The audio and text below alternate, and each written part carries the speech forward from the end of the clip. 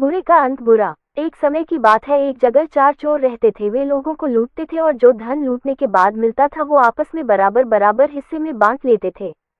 चारों चोर एक साथ रहते थे, लेकिन सभी एक से बढ़कर स्वार्थी थे। सभी चोर सोचते थे कि किसी दिन ज्यादा धन मिलेगा तो बाकी तीनों को नहीं बताऊंगा और सभी की हत्या करके सारा धन अपने पास रख लूंगा। एक दिन वो नगर के एक सेठ के घर में चोरी करने की सेंध लगा दी, जिसके बाद उनको बहुत सारा धन प्राप्त हुआ और फिर सारा धन लेकर जंगल की ओर भागकर चले गए।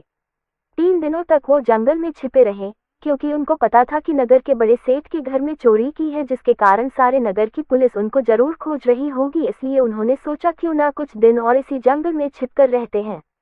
कई दिनों तक जंगल में रहने कारण उनके पास खाने पीने का कोई सामान नहीं था और जंगल में खाने के लिए कुछ भी मौजूद नहीं था। लेकिन जब उनकी भूख बर्दाश्त के बाहर हो गई तो उन्होंने निर्णय किया कि उनको दो साथी नगर में जाएंगे और वहां से खाने के कुछ लेकर जरूर आएंगे। फिर दो चोर नगर की ओर चले गए। नगर में पहुंचकर उन दोनों ने बहुत खाना खाया और सोचा क्यों ना बाकी दूसरे लोगों को मौत के घाट उतार दिया जाए और लूट का सारा धन अपने नाम कर लिया जाए। इसलिए उन दोनों ने नगर से वापस आते समय भोजन में जहर मिला दिया और सारे रास्ते में यही सोचते रहे कि अब सारा धन उनका होने वाला है।